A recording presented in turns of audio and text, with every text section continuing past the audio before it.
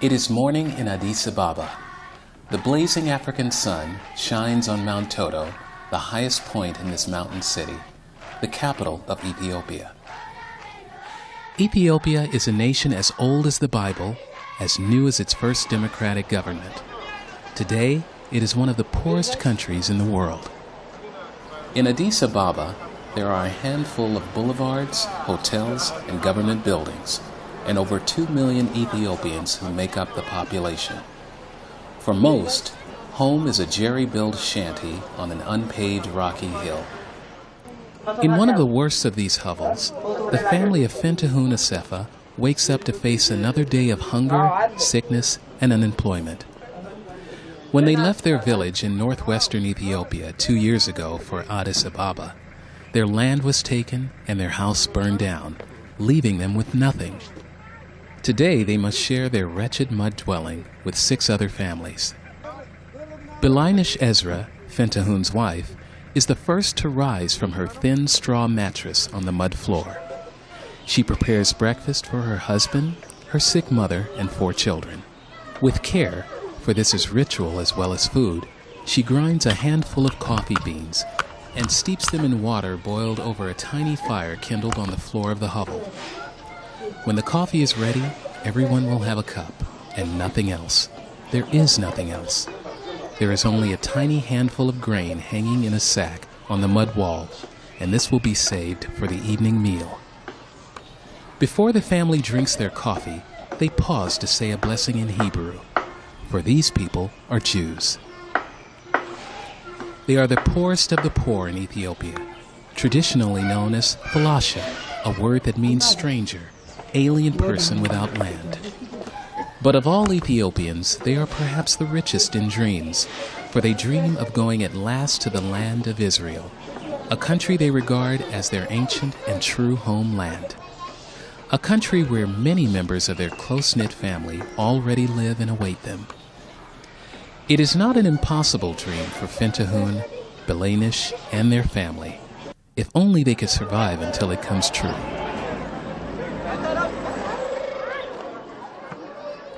The story of the Ethiopian Jews is a fascinating one. There are many stories of their origins. Ethiopian history tells the famous biblical meeting of King Solomon and Ethiopia's Queen of Sheba. According to legend, when the queen returned to her palace in Ethiopia, she bore King Solomon's son, Menelik. When Menelik grew up, she sent him to his father in Jerusalem to learn how to become a great ruler. Eventually, Menelik returned to Ethiopia, accompanied by 1,000 Jews from each of the 12 tribes of Israel to bring the Jewish religion to his people. However, Jewish tradition rejects that, and some tell another story. In the 8th century BCE, the time of the dispersion of the 10 lost tribes of Israel, the tribe of Dan crossed the Red Sea and settled in Ethiopia. There, they converted the pagan natives to Judaism, married with them, and had children from whom today's Ethiopian Jews descend. This story is the basis of Israel's acceptance of Ethiopian Jews as members of the Jewish people.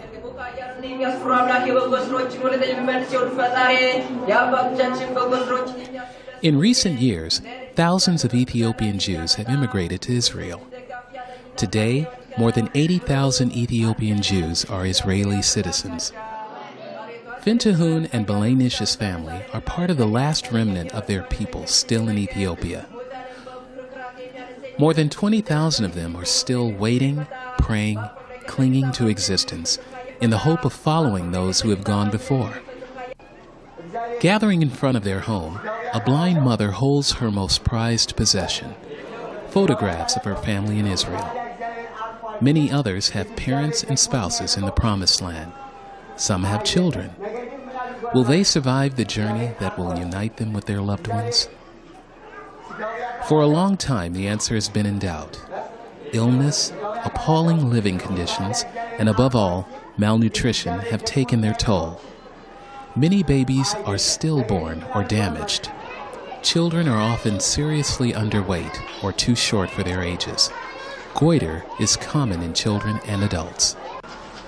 An American Jewish organization, the North American Conference on Ethiopian Jewry, known as NACOJ, and the Lloyd E. Rigler Lawrence E. Deutsch Foundation of Los Angeles are determined to save them. 3 programs have been established to feed the hungry Jews in Addis Ababa, and also those in Gondar province. Daily meals are fed to the children and to pregnant and nursing women. All 3 groups are especially vulnerable to the ravages of malnutrition. Carrying their infants, their toddlers clinging to their skirts, slender women make their way to the daily NACOJ compounds.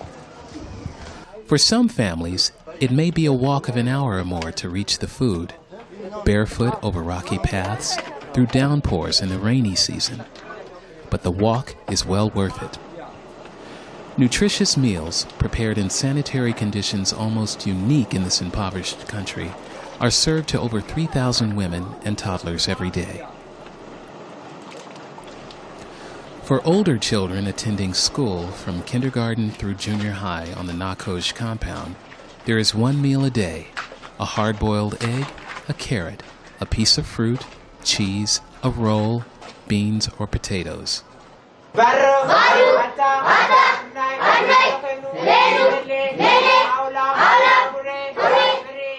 It is a very good meal, says Getu Menashe, principal of the Herbert Berman School in the NACOJ compound.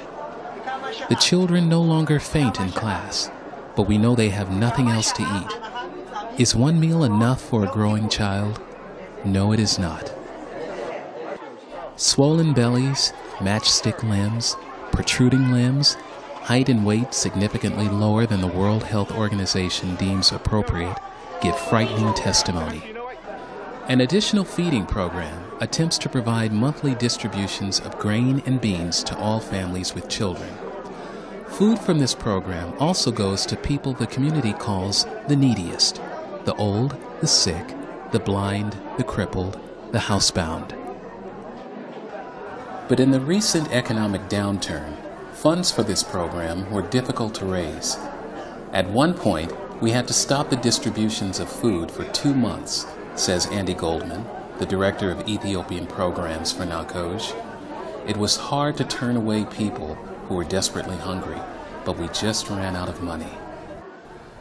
Another organization, in their struggle to save Ethiopian Jews, now provides funds for a meal for children who attend Sabbath services every Saturday at the NACOJ compound.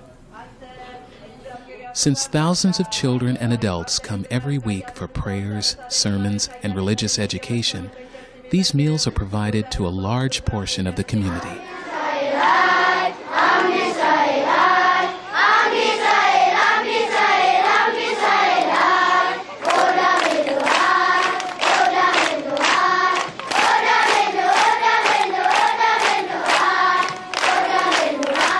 The children are proud of their religious education.